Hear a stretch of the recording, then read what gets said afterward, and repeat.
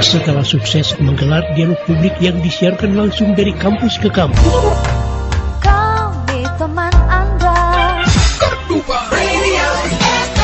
Radio Kardopa kembali di tahun 2025 ini menghadirkan dialog publik membangun generasi cerdas dari kampus ke kampus. Selamat pagi buat teman-teman yang sudah hadir. Senang sekali untuk hari ini kita bertemu lagi tentunya di Dialog Publik Membangun Generasi Cerdas live di Radio Kardopa 99,4 FM dan juga Facebook Kardopa 994 FM atau juga live streaming di www.kardopafm.co.id.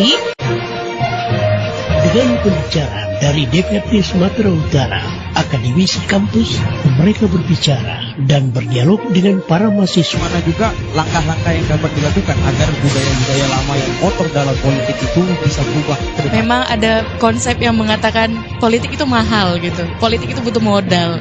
Terlebih modalnya ya tidak hanya moral tetapi juga materialnya yang dibutuhkan itu cukup tinggi. Betulkah ada uang di dalam politik? Ya, namanya cost politik. Justru peran mahasiswa nanti ke depan bagaimana meminimalkan yang namanya money politik. Itu penting. Kalau udah terjadi transaksional dengan urusan politik, kenapa nggak kita viralkan aja biar masuk dalam proses pidana?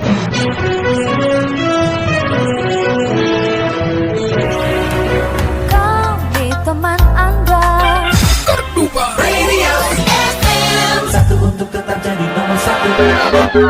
Pagi dengan Kardopa. Selamat pagi buat teman-teman yang sudah hadir di sini. Salam sehat, salam semangat juga. Assalamualaikum warahmatullahi wabarakatuh. Membangun generasi cerdas dalam publik akan kita mulai. Tentunya teman-teman udah siap semuanya ya untuk mendengarkan materi dari kedua narasumber kita ya. Dan yang jelas pendengar Kardopa selamat pagi. Jangan lupa Anda bisa saksikan untuk acara kita Membangun Generasi Cerdas di live TikTok Radio Kardopa.kdg, kemudian juga live Facebook kita Kardopa 994 FM. Jangan lupa juga untuk live streaming ya, live streaming di www.kardopafm.co.id. Dan membangun generasi cerdas ini hasil kerjasama yang cukup baik sekali antara Humas DPRD Sumatera Utara, Radio Kardopa 99,4 FM, dan juga Fakultas Hukum Universitas Sari Mutiara Medan. Dan ini kayaknya udah kedua kali kita ya Pak Peter ya. Oke, sudah kedua kali hadir di sini di Universitas Sari Mutiara Medan. Dialog Publik Membangun Generasi Cerdas hari ini di hari Kamis di tanggal 2 Oktober 2025 kita punya tema ide dan gagasan generasi muda cerdas untuk Indonesia Emas 2045. Dan sebelum memulai acara, alangkah baiknya kita untuk menyanyikan lagu Indonesia Raya. Hadirin mohon berdiri dulu sebentar. Menyanyikan lagu Indonesia Raya, kita mulai.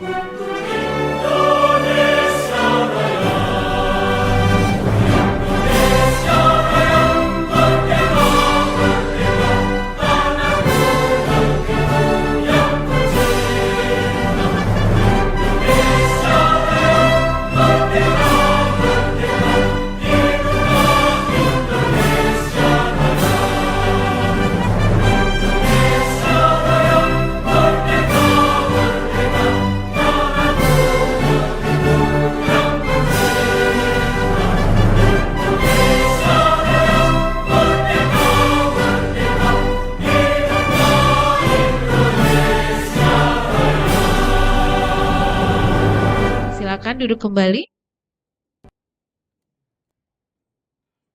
Baik, buat pendengar Kardopa, buat teman-teman yang sudah hadir di sini untuk kedua narasumber kita, acara membangun generasi cerdas, dialog publik. Nanti teman-teman juga jangan lupa untuk menyiapkan tanya jawab ya. Nanti kita ada sesi dialog tanya jawab bersama kedua narasumber kita. Ini untuk membakar semangat lagi, ada yel-yel ya dari teman-teman Fakultas Hukum. Mungkin mic-nya bisa dikasih ke abang siapa namanya bang? So? Asri. Oke. Silakan abang untuk memimpin teman-temannya memberikan yel-yel dari Fakultas Hukum ya.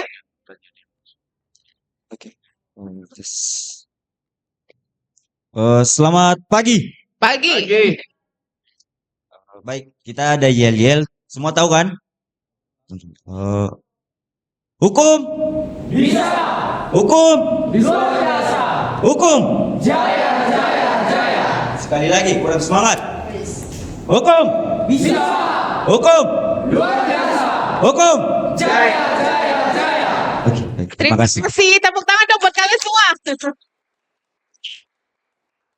Kan lebih semangat ya. Oke. Kita akan memasuki acara inti kita, dialog publik membangun generasi cerdas. Tema kita hari ini ide dan gagasan generasi muda cerdas untuk Indonesia Emas 2045.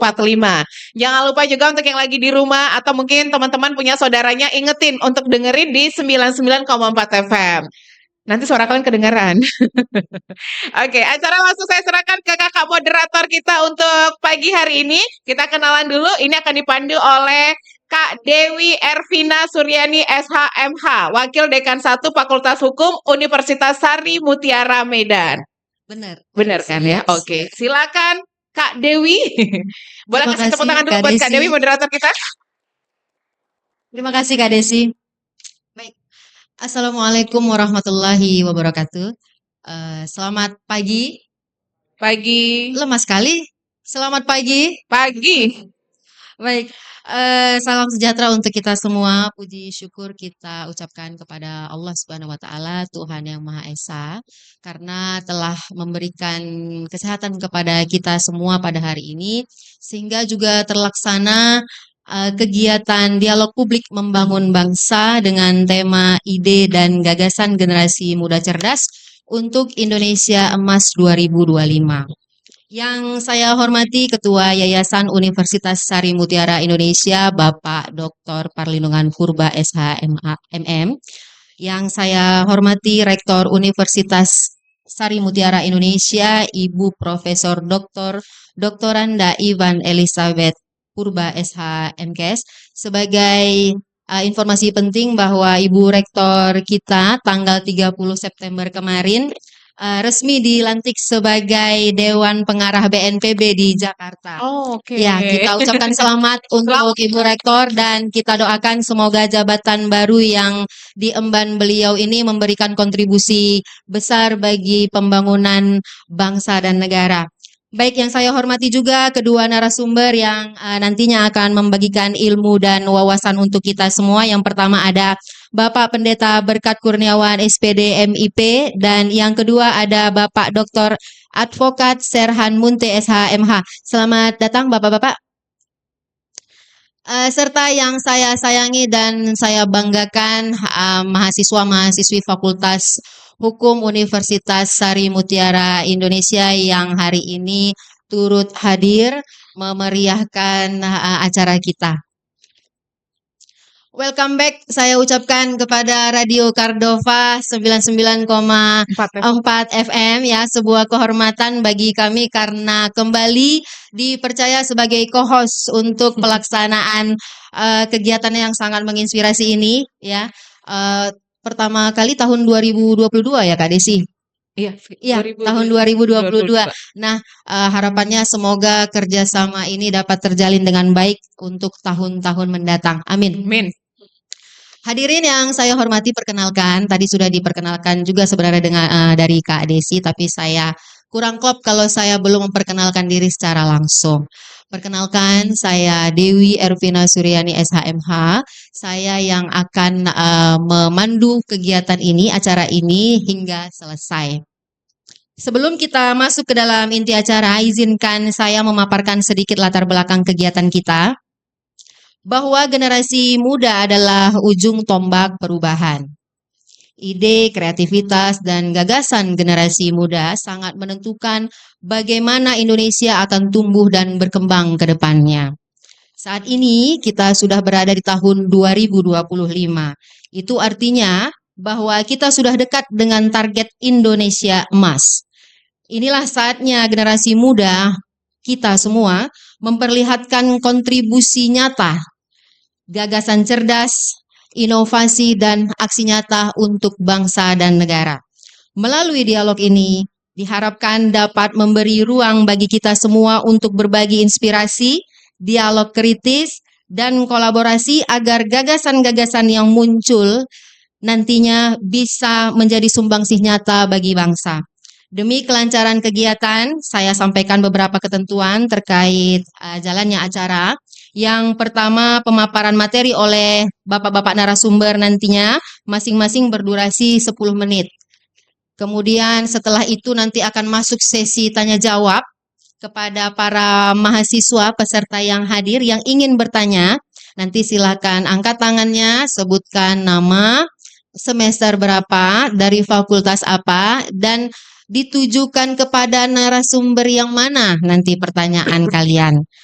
Dan yang terakhir adalah diharapkan kepada seluruh partisipan menjaga ketertiban selama acara dimulai agar diskusi kita ini dapat berjalan fokus dan efektif.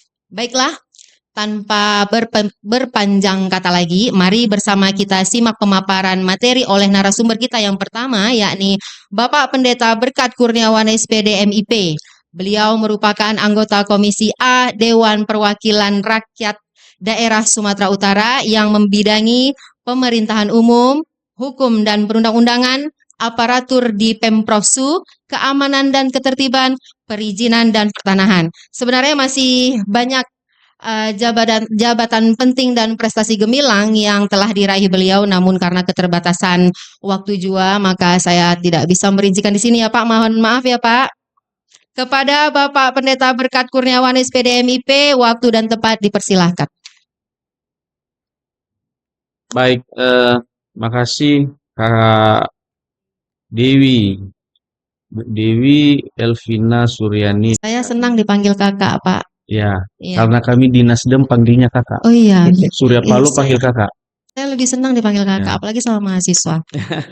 Biar lebih mudah ya kan? Iya. Udah Silakan, kebiasaan Pak. jadinya. Iya, silakan Pak. Yang saya hormati Pak Peter dan rekan-rekan dari Radio Cardova. Yang saya hormati Pak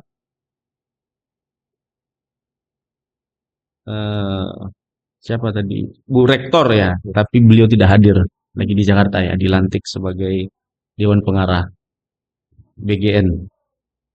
Dan yang saya hormati Pak Parlin Purba yang nanti mungkin setelah di akhir acara beliau hadir ya.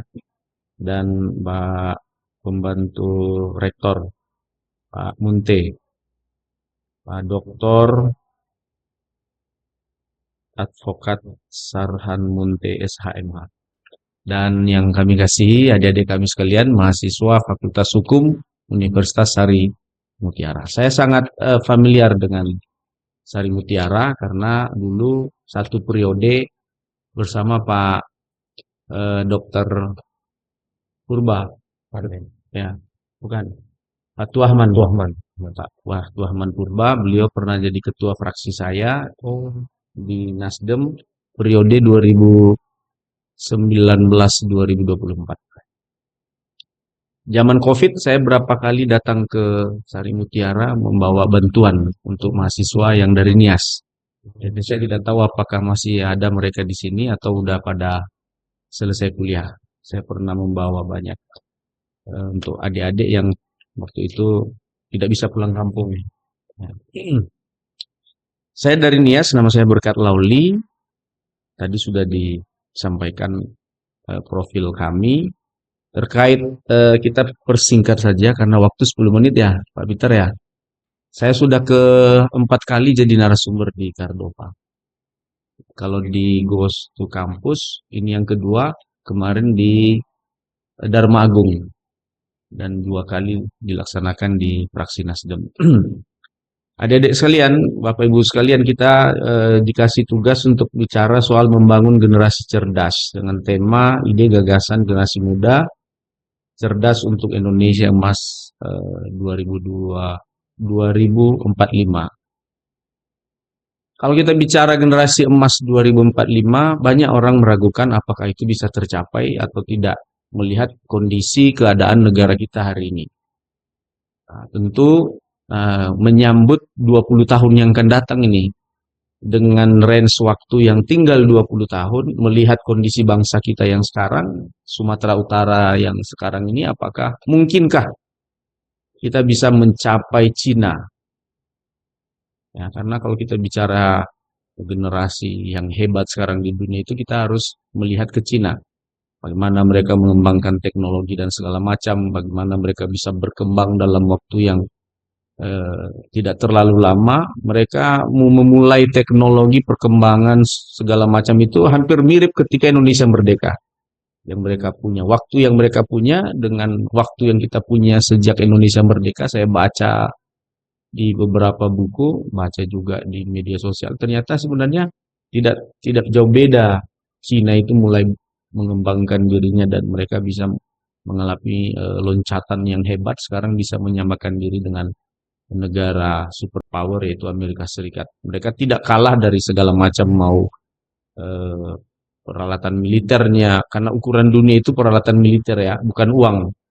Kalau bicara soal penguasaan dunia, maka yang hebat yang diperkirakan itu militernya, dan Cina itu tidak kalah dengan Amerika, apalagi Eropa. Eropa terjauhlah di belakang Cina hari ini.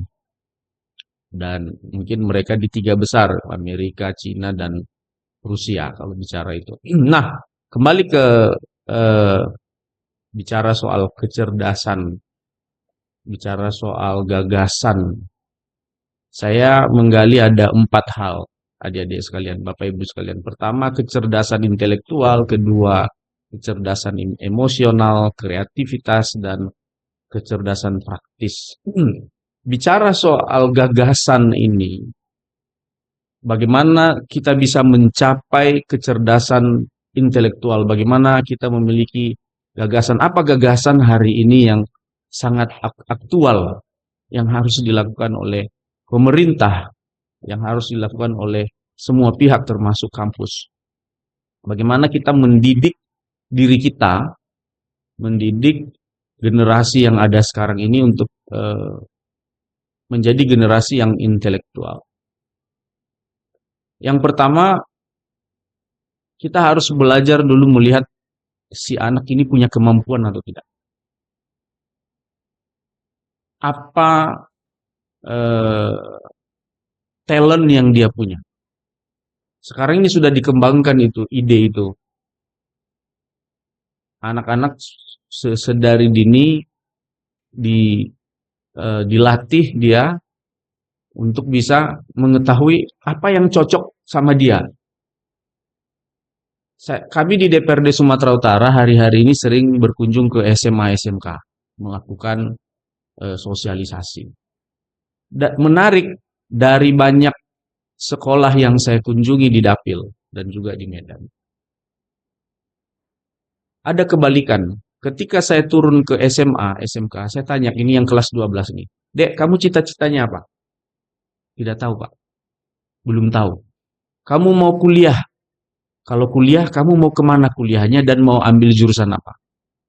Kebanyakan jawabannya tidak tahu, belum tahu.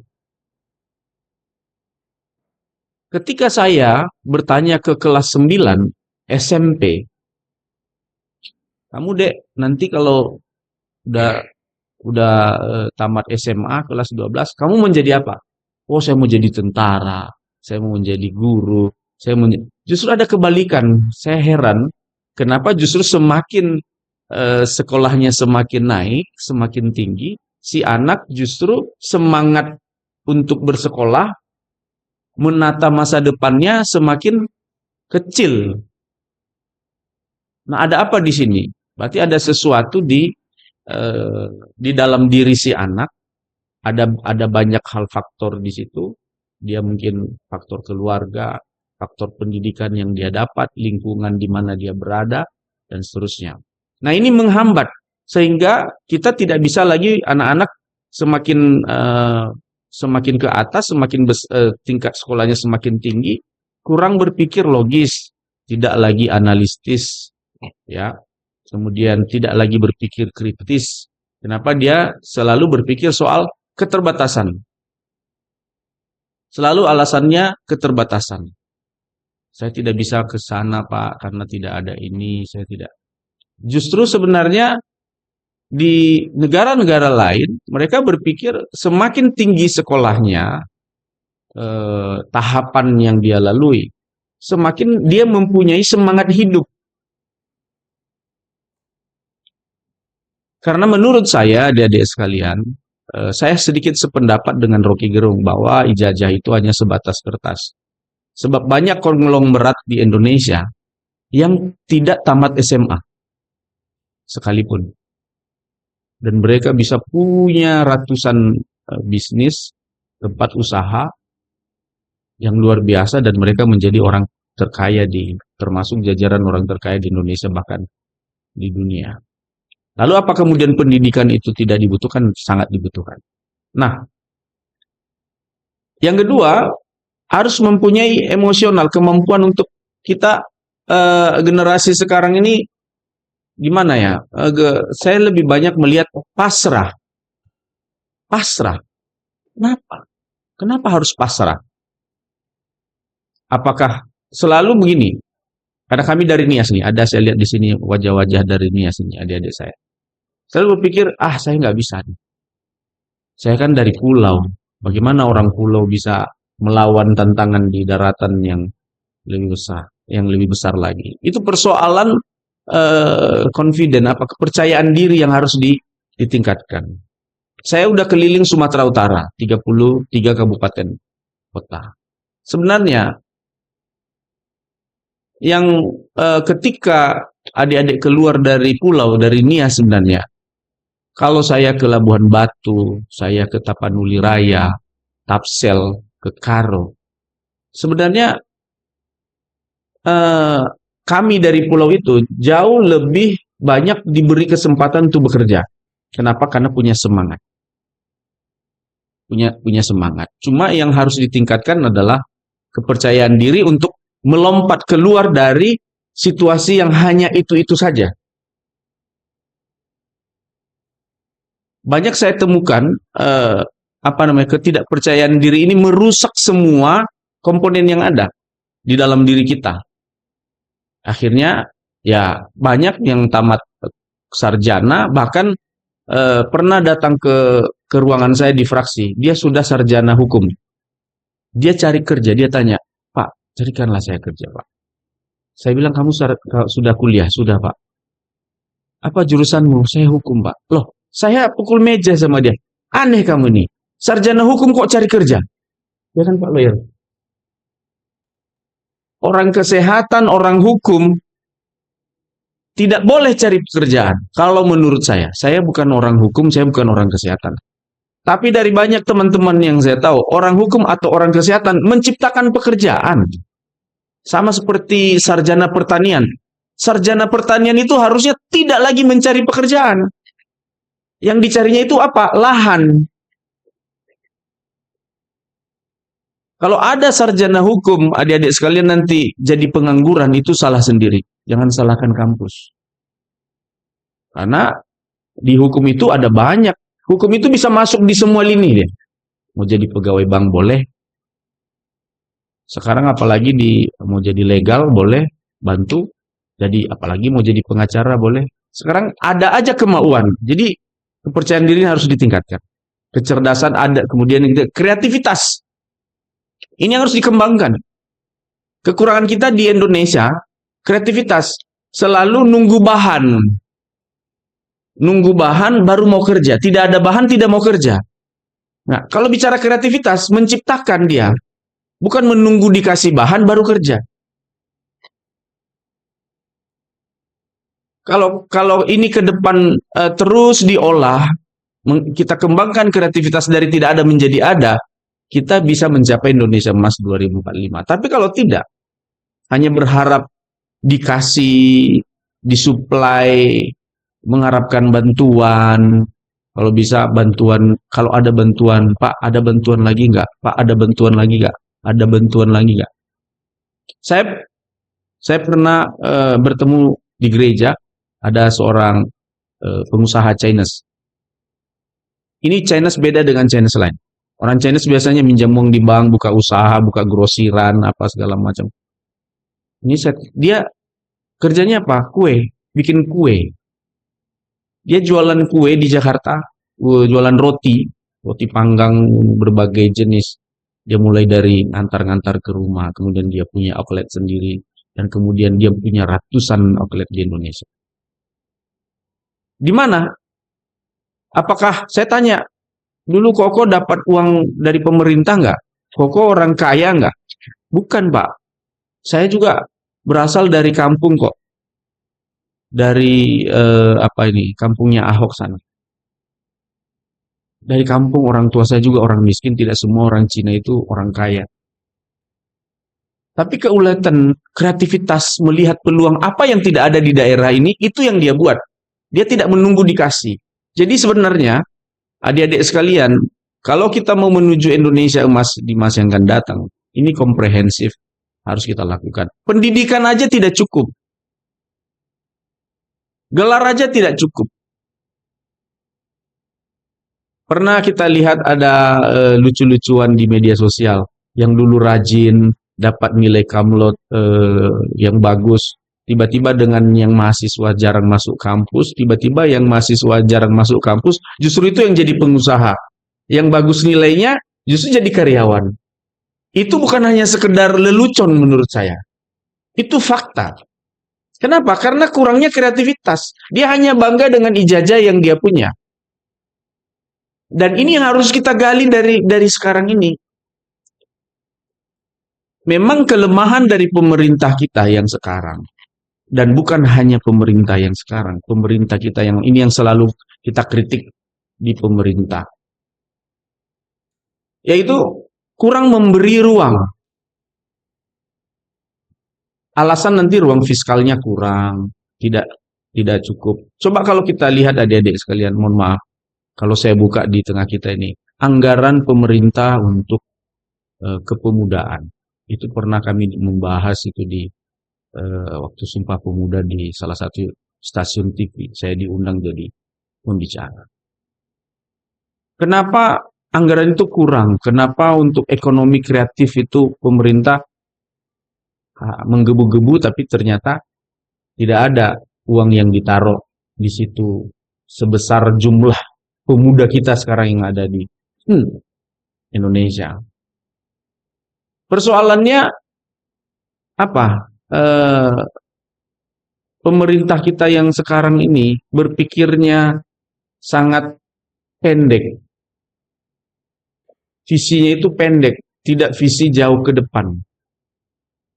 Sehingga kalau kita cari anggaran untuk pemuda itu paling, kalau kita bicara soal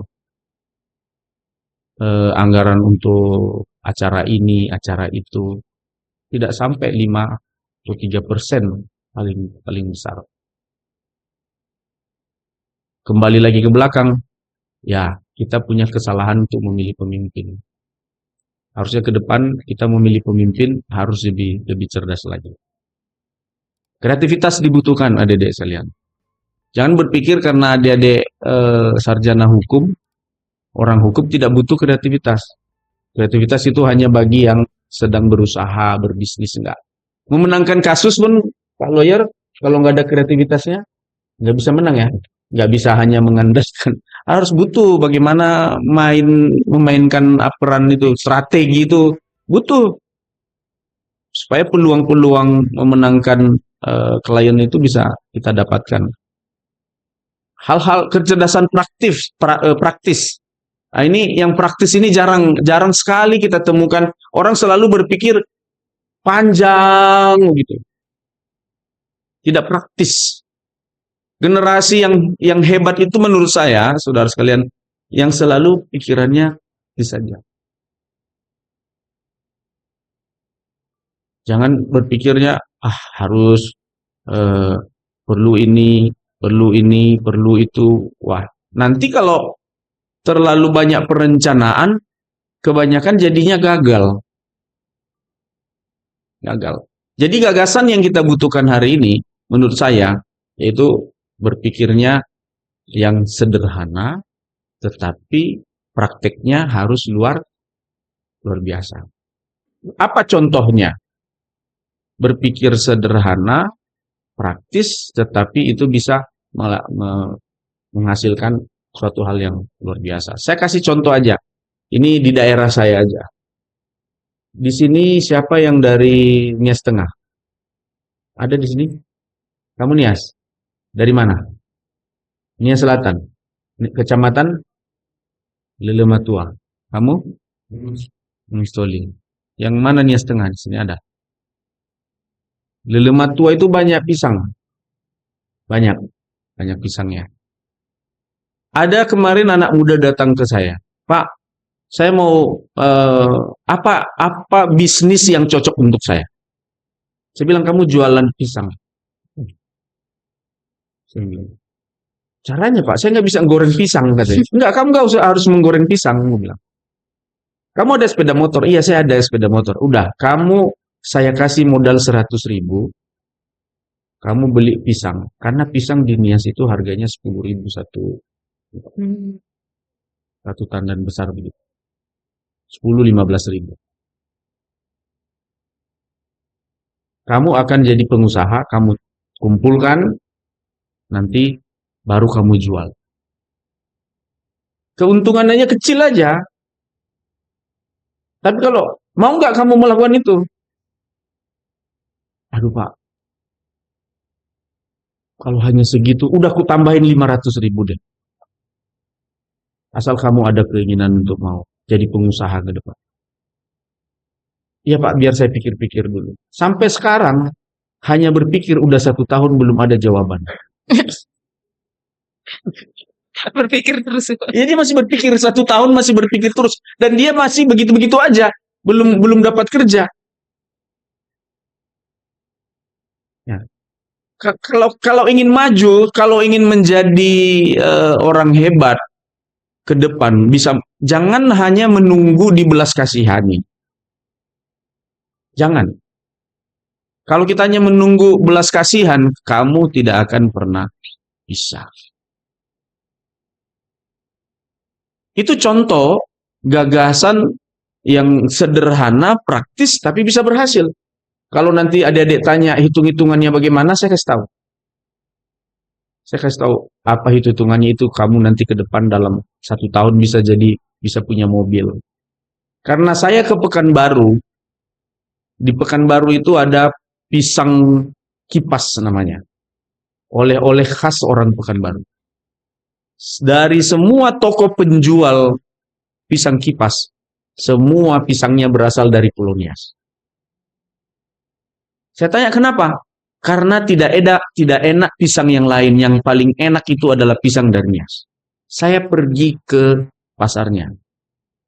Berapa harganya dibeli mereka 1 tandan itu? 70-150 ribu. Dibeli dari masyarakat Nias hanya 15.000, sampai di sana bisa 150.000. Itu potensi pasarnya sangat besar sekali. Jadi praktis, sederhana, tapi bisa menghasilkan hal yang luar biasa. Apakah orang fakultas hukum bisa menjadi pengusaha itu? Bisa. Kenapa tidak?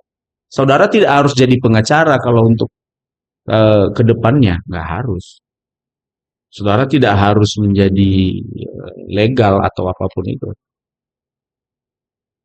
Kalau ada keinginan.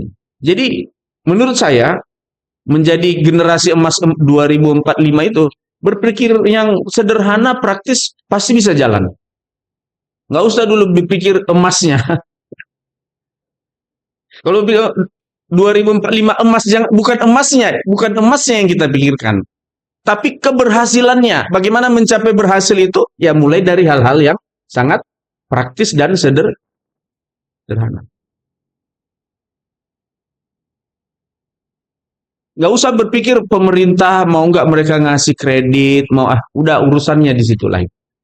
ada kredit katanya bisa diambil segala macam, nggak usah lah kita berpikir yang kalau mau dikasih. Karena kalau nanti adik-adik bertanya, dari mana saya bisa mengakses kredit? Sebenarnya itu gampang-gampang susah. Pemerintah itu katanya tidak ada anggunan.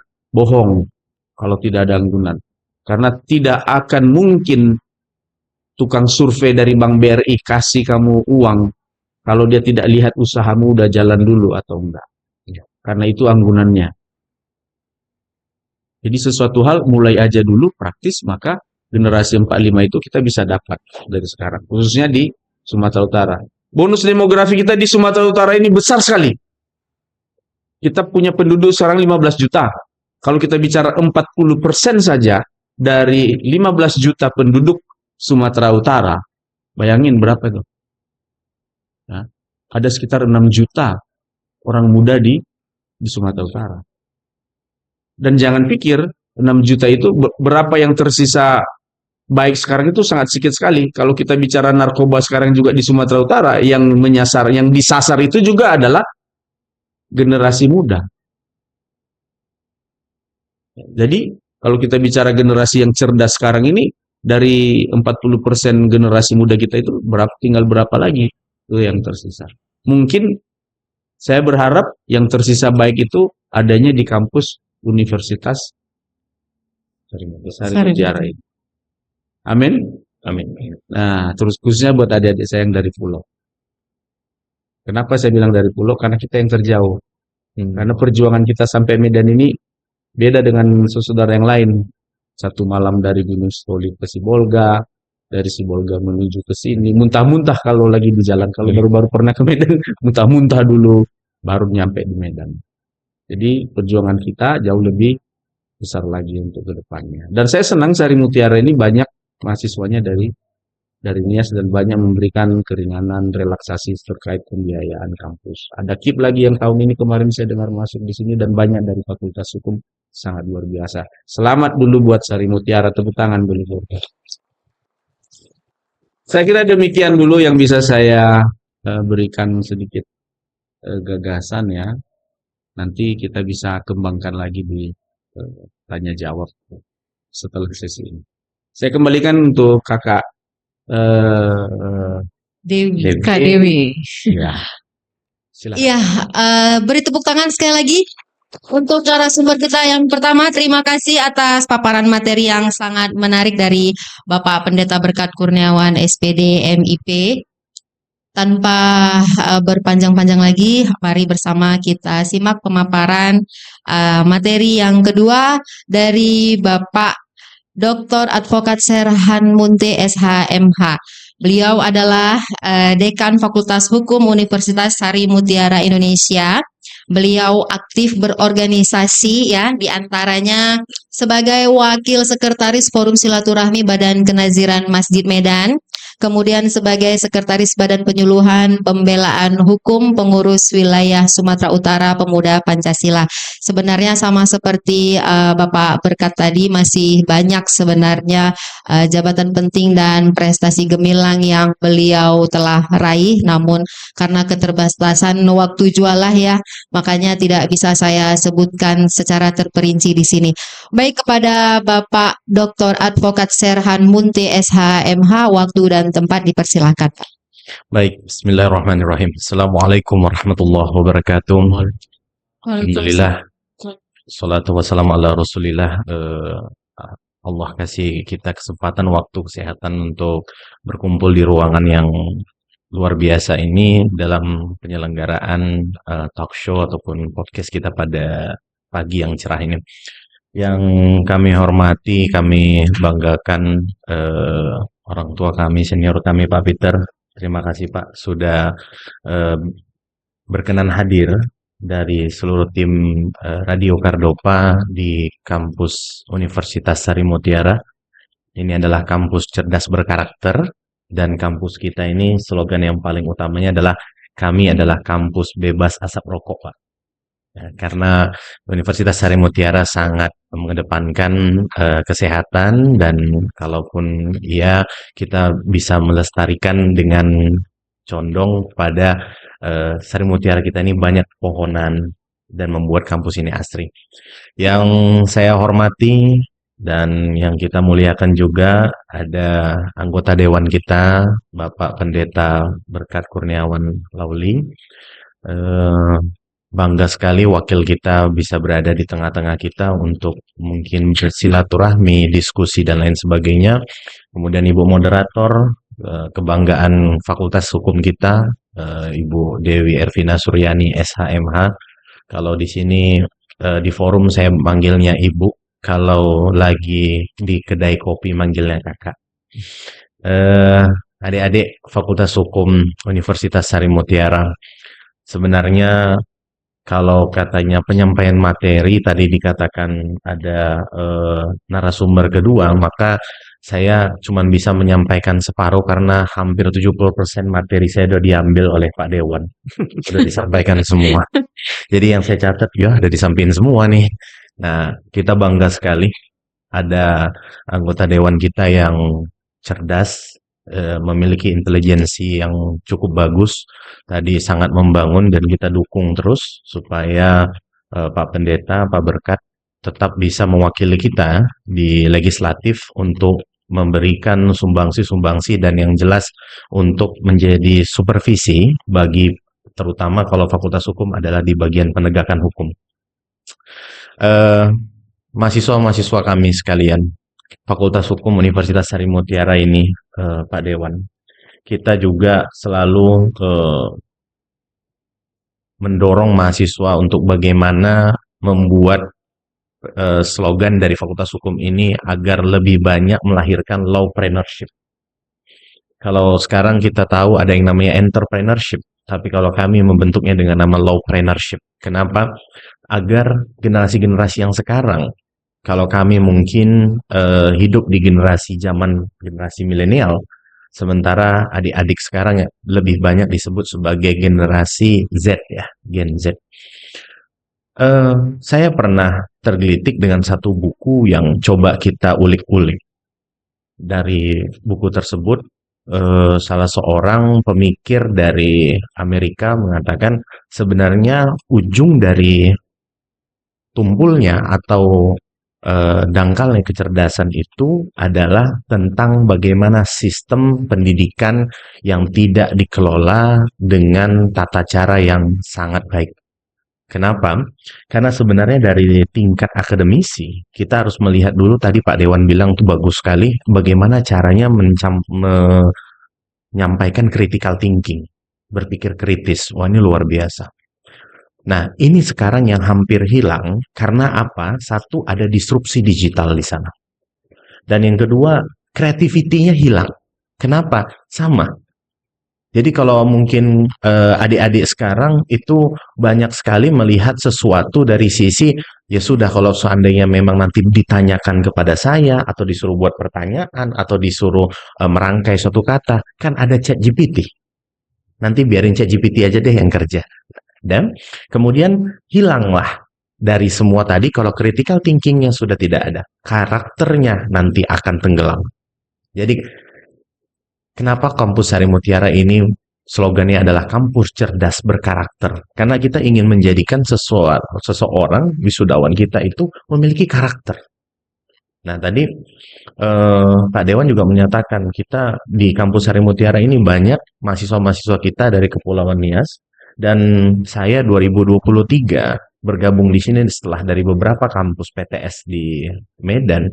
Yang paling saya senangi Pak Dewan adalah saya masuk ke kampus yang mungkin awalnya dilihat dinamika dan fatamorgananya, wah orang Nias nih, serem nih gitu ya pemikirannya. Tapi setelah saya berada 1 minggu saja, saya melihat bahwa mahasiswa-mahasiswa kita yang dari kepulauan malah lebih kritis-kritis untuk mengikuti mata kuliah.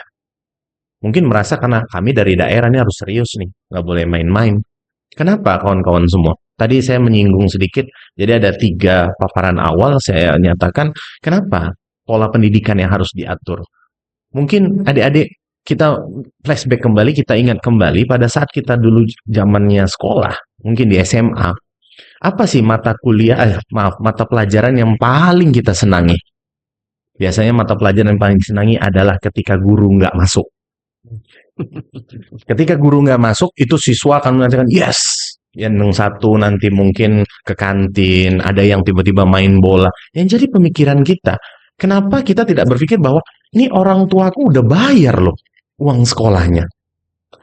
Terus ketika guru nggak masuk, kenapa nggak yuk kita rame-rame datangin kepala sekolah, Bu, pendidikan kami mana? Kami udah bayar.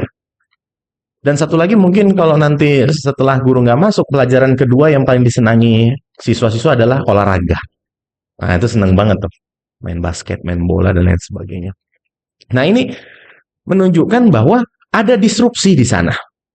Dan lebih kacaunya lagi, era 2025 yang tadi Pak Dewan katakan sesuai dengan tema kita, ada 20 tahun lagi masa kita untuk membangun Indonesia emas. Dan ini hanya bisa dibangun dengan media kecerdasan. Ini sangat mengkhawatirkan karena pemuda-pemuda sekarang itu lebih asik untuk men-scroll konten daripada untuk melihat jurnal-jurnal. Dan mereka-mereka yang nanti pada saat di hadapan umum, di depan umum merasa bahwa, lah gua harus buat apa ya? Dia cuman hanya tinggal tunduk dan melihat konten pindah-pindah dari platform satu ke platform lainnya. Sehingga pemuda-pemuda sekarang nanti akan menjadi mental-mental orang yang harus disuguhi dulu. Kalau bahasa kita tuh disuapin dulu. Nggak bisa dia menimbulkan ide-ide kreativitas, kayaknya aku buat ini deh. Nggak bisa, kenapa? Karena kalau bahasanya Profesor Ronald Kasali, terlalu banyak dopamin yang sudah mengalir di otaknya. Nah ini berbahaya sekali dan mungkin kita-kita ini dari kampus, kita memiliki dewan-dewan di perwakilan rakyat kita yang nantinya pada masa para anggota dewan kita reses itu terus akan menggaung-gaungkan untuk ayo kembali lagi yuk kita menjadi gemar membaca, kritis dalam berbicara dan berpikir, kemudian bagaimana tata caranya kalaupun harus bahasanya harus melakukan demo, maka demolah dengan intelektual, sampaikan dialog. Jadi kita meninggalkan nih sekarang prinsip-prinsip yang alhamdulillah semalam baru kita peringati bersama Hari Kesaktian Pancasila. Karena Indonesia ini filosofi Groundslahnya atau akar dasarnya adalah rumusan Pancasila yang dirumuskan oleh Presiden pertama kita Bung Karno. Kita udah melewati tuh bahasa untuk bagaimana caranya di sila keempat untuk bermusyawarah untuk mencapai mufakat. Kita udah melewati tuh sila ketiga untuk persatuan Indonesia. Itu udah mulai hilang. Pokoknya kalau nggak senang, udah nggak apa-apa. Buat akun fake aja, habis itu kritik aja. Selesai. Habis itu nanti datangin buzzer. Hilang nih. Hilang norma-norma yang ada yang harus kita patuhi di Pancasila ini nggak tahu kemana. Padahal ketika kita bisa melihat lebih dalam, ketika kita bisa menjajaki sebenarnya arah kita dari pendidikan bangsa ini seperti apa. Contoh mungkin negara-negara yang di luar sana saya pernah membaca. Jadi adik-adik semua, pada saat salah seorang pergi ke Jepang dan orang ini tiba-tiba merokok. Dan ketika ia merokok, selesai puntung rokoknya selesai, dia buang ke tanah dan dia injak rokok itu. Apa yang terjadi? Penduduk yang berada di belakang ia seketika mengeluarkan tisu, kemudian mengambil rokok tadi dan aspalnya dilap. Aspalnya dilap, terus dibuang ke tong sampah dan orang ini melihat kejadian itu. Sehingga dia menjadi semacam influence yang mengajarkan bahwa Jepang adalah negeri yang bersih dan bertata krama. Nah ini kalau kita lihat berbeda dengan negara Singapura. Menjatuhkan satu puntung rokok, maka siap-siap didenda 2.000 Singapura dolar. Di sana keberlakuannya adalah keberlakuan punishment. Sehingga orang selalu dikungkung dengan, kalau kita bahasa hukum kita, adanya hukum yang menjerat secara represif. Jadi diikat dia. Nah di Indonesia, kesadaran itu harus kita munculkan. Kita bukan menjadi seseorang yang menjelekkan bangsa kita sendiri. Kalau di Indonesia, Pak, Bapak lihat aja Pak, ada nanti satu ruangan, dibiarin ruangannya pakai pembuang udara, dan di situ ngumpul semua untuk ngerokok gitu ya. Nah, kita nggak bisa menyalahkan itu. Karena apa? Itu harus dibangun dari kesadaran diri kita sendiri. Nah, adik-adik yang saya banggakan dan seluruh peserta pada siang berbahagia ini, paling mungkin yang menjadi pengantar dari paparan saya adalah mari kita kembali lagi kepada cerdas yang saya bagi menjadi 5 pilar. 1, milikilah cerdas secara intelektual. Karena saya sendiri sudah berkarir di dunia advokasi, tapi saya ingin kembali ke kampus untuk bersama-sama membangun negara. Jadi kalau Pak Berkat dia hadir, beliau datang untuk membangun negara lewat legislasi di ranah legislatif. Namun kalau kita bagaimana caranya untuk dapat membangun negara dari sisi akademisi. Kita lihat juga sekarang Menteri Pendidikan Tinggi kita, Profesor Brian, itu membuat slogan kampus berdampak. Nah, kampus berdampak ini bagaimana nanti mahasiswa-mahasiswa yang akan menjadi sarjana itu muncul dan hadir untuk memberikan dampak bagi negara. Kemudian setelah kita memiliki cerdas intelektual, maka kita harus memiliki cerdas moral. Nah, ini juga nih. Bangsa kita ini sekarang moral yang dibangun oleh dulu pendiri bangsa itu kadang-kadang mulai terlupakan. Nah, setelah punya cerdas moral, kita harus punya cerdas sosial. Karena sosial kontrol, kemudian cara kita untuk bagaimana cerdas sosial ini bernegara, bertetangga, sesama masyarakat, ini paling penting. Kemudian yang keempat, kita harus cerdas digital. Itu yang tadi saya katakan. Dalam format cerdas digital ini, lihat batasi kapan sih, bukan tidak boleh kita melihat, karena sekarang mungkin TV atau media televisi itu sudah mulai kita tinggalkan karena lebih cepat berita nyampe di kanal-kanal media sosial daripada di TV. Nah, ini membuat kita untuk membanjiri otak kita dengan informasi yang mungkin kevaliditasnya belum tentu benar. Jadi banyak hoax, banyak hal-hal yang nantinya akan menjadi sesuatu yang sifatnya gagal paham. Nah, yang terakhir barulah kita harus memiliki cerdas kepemimpinan. Karena apa? Berani memimpin, berani menginspirasi dan memberi teladan, ini menjadi pilar yang paling penting untuk kita nanti menjadi generasi emas di 2045. Kawan-kawan semua, kita melihat banyak pendiri-pendiri kita, banyak sejarawan-sejarawan atau banyak pakar-pakar yang sekolahnya nggak tinggi. Contoh siapa? Kalau dari kami, itu di daerah Minangkabau yang bukunya banyak saya baca, dia ada yang disebut dengan atau dikenal dengan Buya Hamka. Buya Hamka ini seorang profesor yang tak pernah mungkin mengecam bangku kuliah. Masa dulu masih bisa. Jadi profesor tak pernah lewat S1, S2 dan sebagainya, tapi karyanya, pemikirannya dalam sekali. Kemudian kita melihat wakil presiden pertama kita, Bung Hatta. Bagaimana Bung Hatta itu menjadi pemikir dan mentorehkan tulisan-tulisan yang luar biasa. Dan ini menjadi sesuatu yang, ya balik lagi nih, bagaimana tingkat kecerdasan itu menjadi pondasi.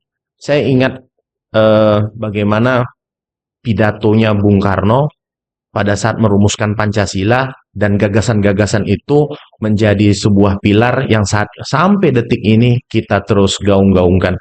Maka kita harus kembali, sebagai prinsip dasar bangsa Indonesia adalah bangsa yang Pancasilais. Dan bangsa yang Pancasilais ini kebetulan alhamdulillah saya juga sudah menyelesaikan buku saya yang ke-7 yang saya beri judul Pandangan Pancasila dalam Perspektif Hukum, Integrasi Nilai Luhur Bangsa dan Syariat Islam. Jadi saya tarik perspektifnya ini dari sisi integrasi luhurnya bangsa. Terakhir, kawan-kawan, mari sama-sama kita ingat lagi. Ada slogan yang paling luar biasa yang disampaikan Presiden pertama kita, Bung Karno. Dulu Bung Karno selalu menggaung-gaungkan katanya apa? Beri aku 100 orang tua akan kucabut semeru. Namun berikan aku 10 pemuda, maka akan kuguncangkan dunia. Jadi 10 pemuda itu siapa? Dan 10 pemuda itu mana? Kalau memang benar mau guncangkan dunia, bagaimana cara guncangkan dunia? Dengan pemikiran, dengan berpikir kritis, dengan kecerdasan, bukan dengan mengguncang dunia lewat kanal TikTok atau lain sebagainya, dengan live dan lain sebagainya yang saat ini sungguh sangat mengkhawatirkan.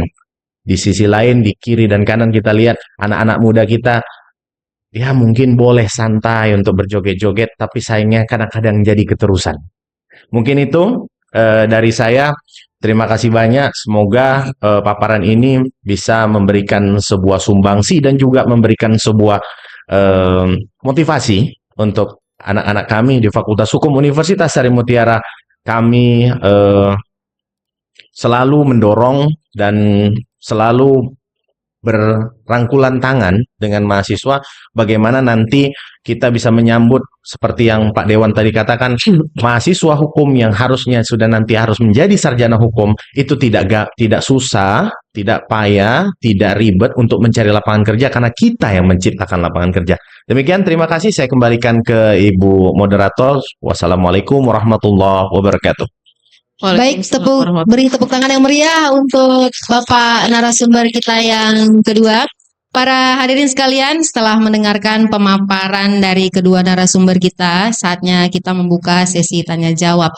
Namun sebelumnya kita break 2 menit. Selama break dimohon kepada para peserta, maksud saya partisipan, untuk mempersiapkan pertanyaannya, ya, karena nanti setelah break sesi tanya jawab akan kita mulai. Terima kasih. Oke, terima kasih Kak Dewi. Terima kasih untuk kedua narasumber kita untuk paparan materinya yang sangat luar biasa. Kasih tepuk tangan lagi boleh ya? Oke, kita break dulu sebentar, 2 menit. Jangan kemana-mana, tetap di sini aja. Disiapin aja dulu pertanyaannya. Mau bertanya dengan siapa nantinya ya. Kita akan kembali dulu ke studio. Jangan kemana-mana, pastikan tetap stay tune di 99,4 FM Radio Kardopa. Berani tampil beda. Stay tuned. Kardopa Radio FM. Satu untuk tetap jadi nomor 1. Talk Radio Medan. Oke, kita kembali lagi Dialog Publik Membangun Generasi Cerdas. Kita punya tema, ide dan gagasan generasi muda cerdas untuk Indonesia Emas 2045. Gimana teman-teman, masih semangat? Semangatlah, semangat! Ah, gitulah. Masih muda kalian kan? Baik, acara kita serahkan kembali ke kakak moderator kita, Kak Dewi, silakan. Ya, baik, terima kasih Mbak Desi. Kita masuk pada sesi utama daripada kegiatan kita ini, yaitu sesi tanya jawab. Kepada peserta, kalau ada pertanyaan silahkan mengangkat tangan, sebutkan nama, fakultas apa, semester berapa, dan pertanyaannya ditujukan kepada narasumber yang mana. Silakan. Kita ambil 3 dulu ya Kak Dewi. Boleh, 3 dulu. Tunjuk tangannya, silakan. Ya, silakan. Sebutkan namanya ya, Dik. Nama. Boleh berdiri. Silakan berdiri.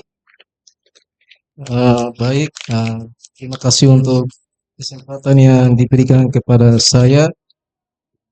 Sebelum saya memulai, saya menghormati Pak Dekan, Pendeta, sama Wakil Dekan.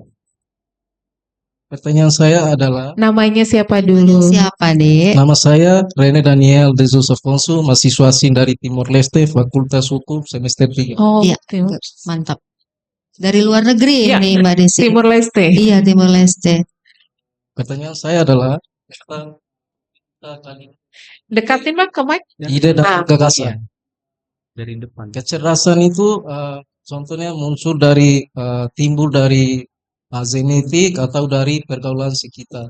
Dan bagaimana pemerintah itu bisa metode apa yang pemerintah menggunakan untuk mencerdaskan generasi? Terima kasih.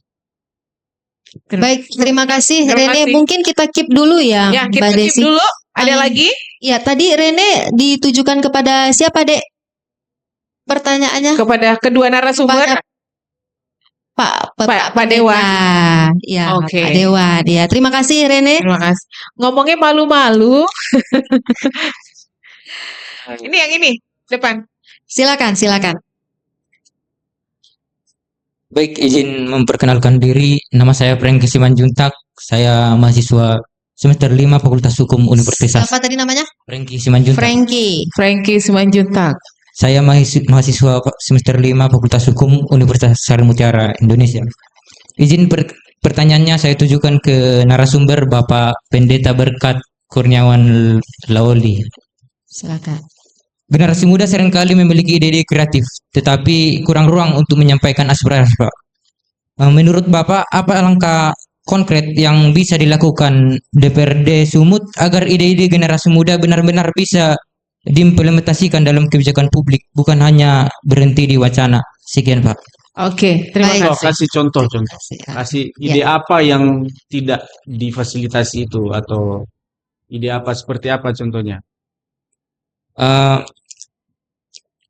Seperti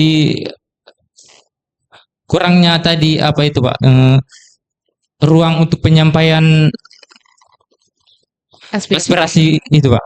Sekian, Pak. Oke, terima kasih Baik, oke. Frankie. Baik, terima kasih Franky. Kita tarik lagi satu. Ya, satu lagi, silakan. Oke, itu yang mana? Mungkin untuk narasumber kita yang kedua, Bapak Serhan ya. Oke. Silakan, Dek. Nah, baik, terima kasih kesempatan yang telah diberikan kepada saya. Saya atas nama Eventarius Baine dari Fakultas Hukum semester 1. Dan saya berasal dari Nias Selatan juga. Saya perkenalkan kepada Bapak Pendeta Kecamatan Lausa. Baik, Pertanyaan saya ini mengarah kepada Pak Dekan ya.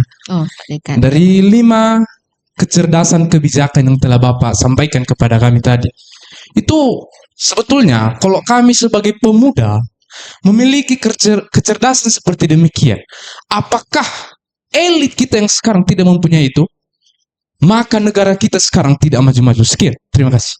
Oke, terima kasih. Berapi-api sekali. Terima kasih, Ivan.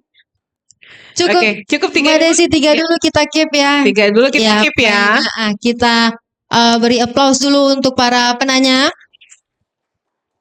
Mungkin langsung saja kepada Bapak Pendeta Berkat Kurniawan SPD MIP, silahkan Pak. Kurniawan Lauli. Oh, Kurniawan Lauli, Iya, ya maaf Kurniawan Pak. Lauli. Ya, Berkat Kurniawan Lauli. Silakan Pak. Tadi ini ada pertanyaan dari mahasiswa kita, namanya Rene. Ya, jadi si Famnya Rene. apa nih, Fam?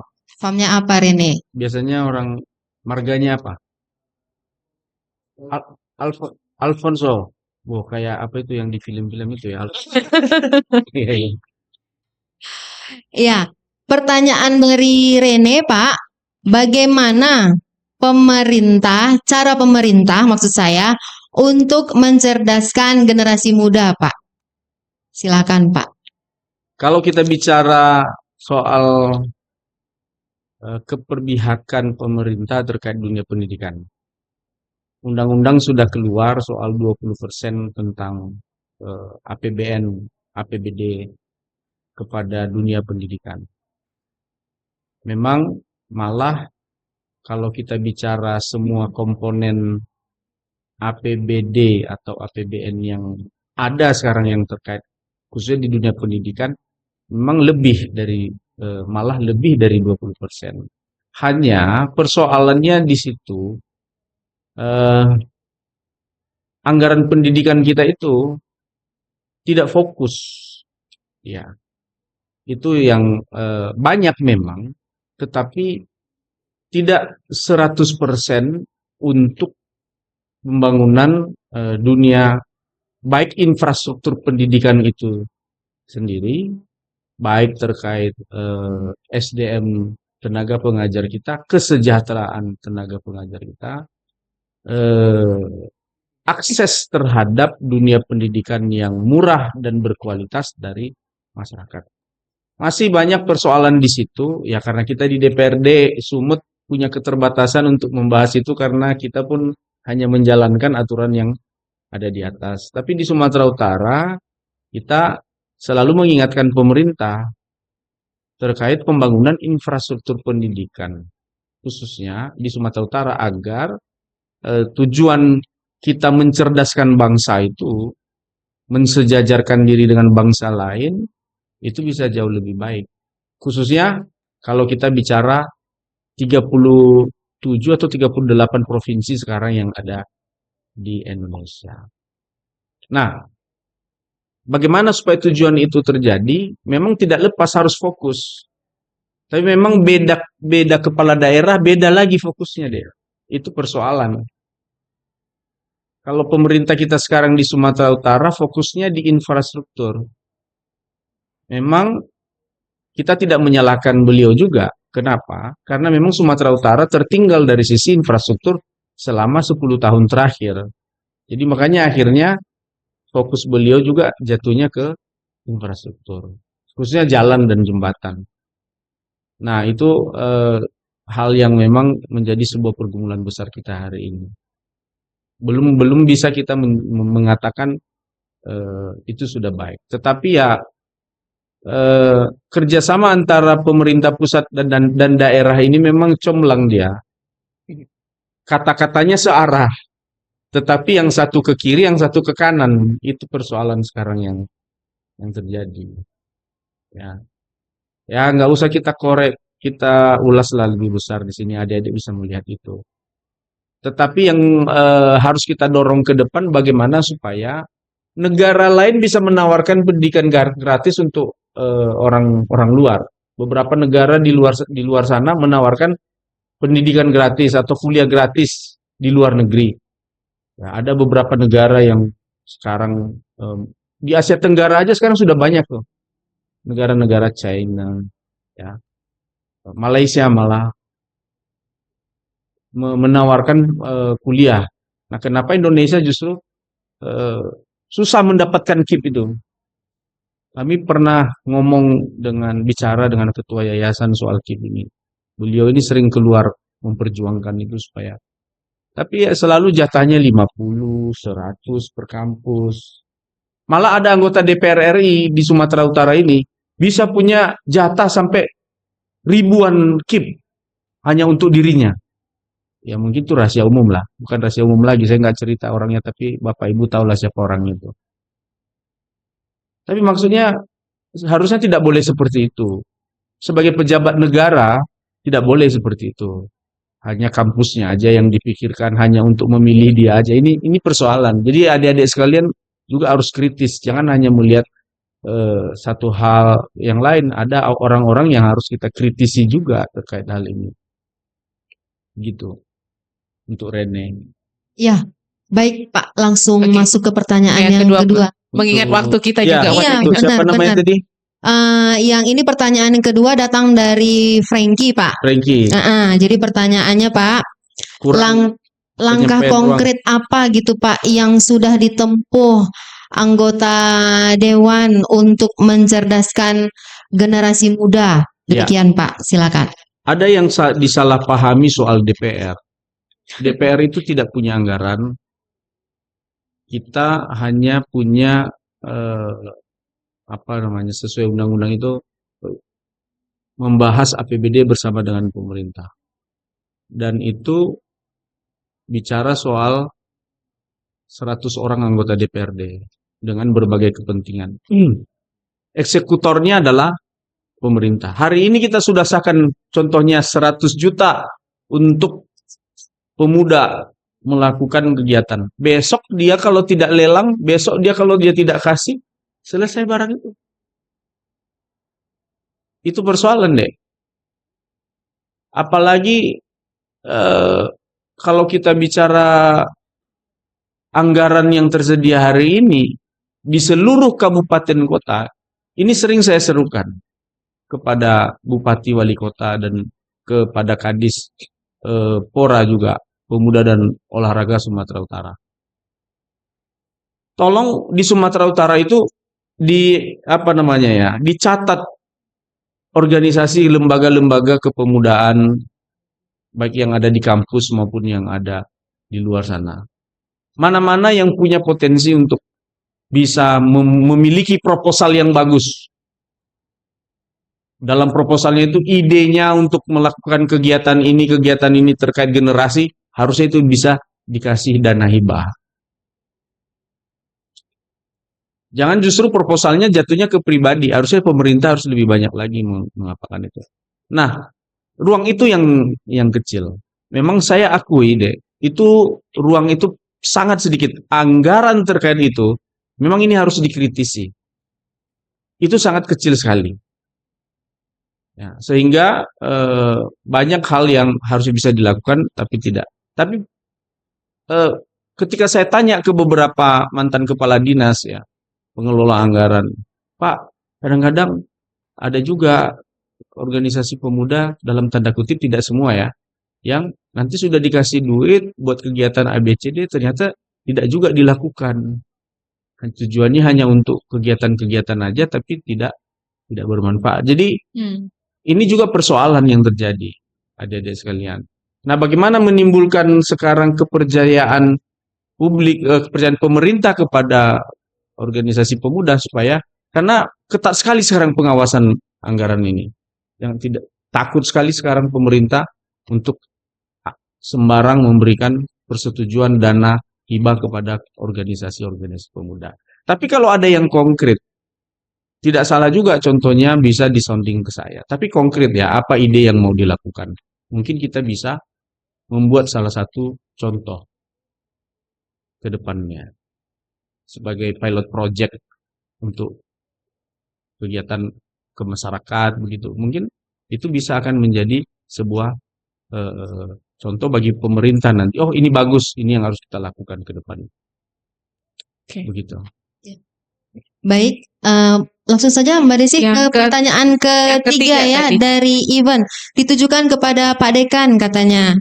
Pertanyaannya Pak, kalau dari 5 kecerdasan yang Bapak sebutkan tadi, katanya adik-adik kita ini sudah memilikinya begitu. Pertanyaannya, apakah aparatur pemerintahan kita ini sudah memiliki 5 kecerdasan tersebut? Demikian Pak. Ya, terima kasih Bu Moderator. Biar balance ya. Iya, biar balance. Ya, kalau kita cerita terkait dengan membandingkan, kalau kami memiliki itu kata Adinda tadi, lantas bagaimana elit politik kita saat ini? Sangat luar biasa untuk menjadikan tolak ukur bagaimana Pak kalau seandainya kita pinter, tapi ternyata pemimpin kita belum sampai ke tahap itu. Nah, kalau saya daripada kita repot-repot dan buru-buru untuk terus menyalahkan saja tanpa melakukan sesuatu perbaikan konstruktif bagi kita, karena bagaimana kalau pola pikirnya kita balik, Dek? Kalaulah seandainya kita nanti hadir sebagai generasi-generasi yang pintar, generasi-generasi yang nanti akan mengisi kursi-kursi parlemen, generasi-generasi yang nanti akan mengisi kursi-kursi eksekutif, dengan tanpa memikirkan dulu bahwa mana bisa Pak, itu Bapak hanya bisa ngomong. Kenapa? Karena oligarki pasti akan memenuhi itu duluan. Mana mungkin Pak? Karena kita tidak bisa lepas dari nepotisme. Mana mungkin Pak? Kalau kami di politik, biaya politik aja sudah cukup besar. Saya bisa membantah itu karena apa? Tadi kita dengar juga dari Pak Dewan, ada dana-dana hibah yang dikucurkan pemerintah. Dan kami dari akademisi merasakan ternyata luar biasa ya nikmatnya dana pemerintah itu. Kenapa? Kami kemarin menerima dana hibah dikti dari penelitian-penelitian yang kita buat. Nah, kita dari sisi hukum berkontemplasi dan memikirkan, harusnya sistem peradilan kita harus berubah. Harusnya sistem peradilan kita harus bisa lebih canggih karena kami merasakan ternyata sebagai advokat, contoh di pengadilan negeri, itu hanya menunggu berjam-jam hanya untuk sidang perkara yang mungkin bisa jadi hanya 5 menit. Nah, bagaimana kalau ini sudah secara sistemik langsung dengan optimalisasi namanya sistem e-court. Nah, ini contoh. Karena dengan lahirnya sistem e-court ini sudah menjadi terobosan yang luar biasa, namun belum digunakan secara maksimal. Kalau ini sudah digunakan secara maksimal, ini kan luar biasa nih, akan menjadi perubahan dari sisi yudikatif contohnya. Dan kalau kita yang hadir sekarang, itu kita tanya nih ke diri kita sendiri. Kalau kami di Muslim, di agama Islam, itu selalu mengatakan secara diri sendiri, ibda binafsi, tepuk diri sendiri, tanya kepada hati, aku udah bisa nggak nanti akan menjadi generasi penerus bangsa dengan cara apa? Memberikan sebuah terobosan dan umpan-umpan yang baru untuk melahirkan sebuah bentuk-bentuk yang tidak ada tempat bagi oligarki. Nah, kira-kira gitu. Kenapa? Karena kita hadir untuk memberikan sesuatu yang berbeda. Karena kita hadir bukan sebagai generasi yang belum apa-apa udah minder. Belum apa-apa udah merasa bahwa kayaknya nggak mampu lah saya, Pak. Kayaknya saya nggak bisa lah, Pak. Nah, ini bisa menimbulkan jiwa yang kalau boleh dibilang berawal dari minder, kemudian nanti jadi stres, berujung jadi depresi. Ini bahaya nih. Mari kita kembalikan lagi bagaimana kita bisa menghadirkan wacana dulu deh. Wacana tuh gini dari pola pikir kita. Kita buat ini yuk. Kita buat ini yuk. Nah, wacana ini nanti akan kita buat berkelanjutannya menjadi motif. Nanti motifnya ini bahkan kita kritisi lagi untuk menjadi sebuah gagasan. Nah, ini dia harus kita perdalam lagi agar bentuk-bentuk yang tadi tidak hanya berada di ruang-ruang grup WA, kemudian pembahasan-pembahasan di kantin-kantin atau di kedai-kedai kopi, tidak. Tapi ini bisa menasional dan menjadi wadah yang bisa dikonsumsi untuk orang banyak. Nah, nanti ini akan berguna nih insya Allah. Sehingga nggak salah sih Adinda kita tadi untuk menyatakan, Pak, buat apa kami? Kalau seandainya pun kami belajar setengah mati, kami menjadi cum laude, kami menjadi orang yang pintar, kami banyak mewakili mengharumkan nama bangsa, toh kita nanti nggak bisa duduk di parlemen. Ntar pikirannya kita balik dulu. Ketika kita memang menjadi bangsa atau menjadi masyarakat yang teruji, negara pasti akan melihat kita. Nah, itu dulu. Terima kasih. Baik. Terima kasih. Beri tepuk tangan yang meriah untuk kedua narasumber. Bentar. Iya, silakan Pak. 1 menit aja untuk adik kita tadi. Saya pikir begini deh, bagus cara berpikirnya, logikanya dibalik ya. Masyarakatnya pintar, justru pejabatnya bodoh, itu maksudnya tadi. Sebenarnya kalau kita bicara sekarang ya, coba cek di Sumatera Utara aja. 33 kabupaten kota dengan bupati dan wali kotanya, tidak ada yang tidak sarjana. Semuanya udah sarjana. Berasal dari berbagai kampus, malah kebanyakan sudah S2. Bahkan ada yang udah doktor. Beberapa bupati yang saya kenal malah udah doktor. Ada yang tamatan IPDN. Kepala dinasnya malah kalau bicara daerah kepulauan aja ya, rata-rata udah S2 tuh. Persoalannya bukan di gelarnya. Saya sering bilang, jadi pemimpin itu di sini bicaranya. Bukan di sini. Terlalu pintar, maka itulah yang terjadi sekarang. Tapi kalau pintar dicampur dengan ini, hati nurani. Dari hati. Pasti. Sederhana. Coba aja tuh sekarang gubernur yang terbaik di Indonesia menurut saya ya. Deddy Mulyadi dah, udah selesai. KDM, betul. Ya, baik. Ya. Tidak bicara lain-lain dia bicara action, hati. Nah, itu aja. Ya. Terima kasih. Baik. Bapak, baik. Beri tepuk tangan sekali lagi ya. Iya, dengan telah terjawabnya seluruh pertanyaan oleh para narasumber kita, maka berakhir pula lah acara kita pada hari ini. Namun, sebelum kita mengakhiri acara ini, izinkan saya menarik beberapa poin penting yang muncul dalam diskusi kita ini. Poin yang datang dari narasumber kita yang pertama, ide dan gagasan untuk membangun Indonesia emas dimulai dari meningkatkan kecerdasan anak-anak muda. Dalam hal ini terdapat 5 kecerdasan. Yang pertama, kecerdasan intelektual, kecerdasan emosional, kreativitas, dan praktis. Poin yang kedua, generasi yang hebat adalah generasi yang mampu menciptakan lahan pekerjaan sendiri, berpikir praktis dan sederhana, dan berkepribadian mandiri, tidak bergantung pada siapapun. Poin penting yang datang dari narasumber kita yang kedua, bahwa generasi emas adalah generasi yang memiliki 5 pilar kecerdasan. Pertama, kecerdasan intelektual, kecerdasan moral, kecerdasan sosial, digital, dan kecerdasan kepemimpinan. Poin yang kedua, bangun kembali pola berpikir kritis yang mulai hilang akibat kecanggihan teknologi pada generasi muda. Semoga melalui dialog ini ide dan gagasan cemerlang dari generasi muda dapat diimplementasikan dan menjadi aksi nyata dalam membangun Indonesia Emas 2025. Kami ucapkan terima kasih kepada kedua narasumber yang telah menyampaikan materi dan berbagi inspirasi. Ucapan terima kasih juga kepada para penyelenggara dan kepada seluruh peserta yang aktif berpartisipasi. Saya undur diri. Assalamualaikum warahmatullahi wabarakatuh. Acara saya serahkan kembali kepada Mbak Desi. Silakan, Mbak. Terima kasih Kak Dewi. Tepuk tangan buat Kak Dewi, moderator kita. Jadi intinya pinter aja nggak cukup ya Pak ya? Ya. Harus kreatif ya Pak, Ya. kreativitas itu teman-teman ya. Baik, terima kasih untuk pendengar Kardopa, terima kasih buat teman-teman mahasiswa-mahasiswa yang sudah hadir di acara kita membangun generasi cerdas untuk dialog publik hari ini. Terima kasih untuk kerjasama yang baik sekali antara Humas DPRD Sumatera Utara, Radio Kardopa 99,4 FM dan juga Fakultas Hukum Universitas Sari Mutiara Indonesia. Jangan lupa nanti ini tayangannya akan muncul di YouTube ya. Kalian subscribe lah dulu. YouTube-nya Radio Kardopa ya. Berarti kita semua masuk YouTube ini.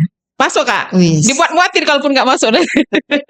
Terima kasih untuk kedua narasumber kita. Terima kasih Kak Dewi sudah membantu berjalannya acara kita untuk hari ini.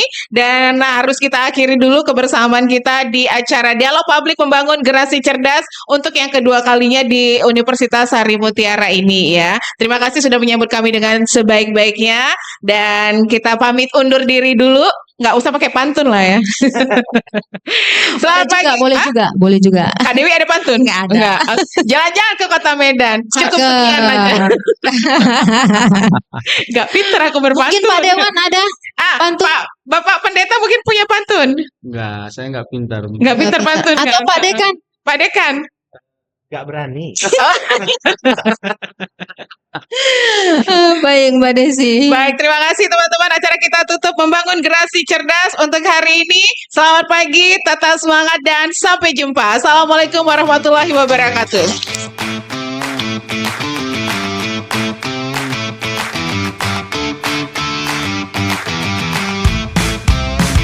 Fakultas Hukum bisa. Fakultas Hukum luar biasa. Fakultas Hukum Radio Kardopa.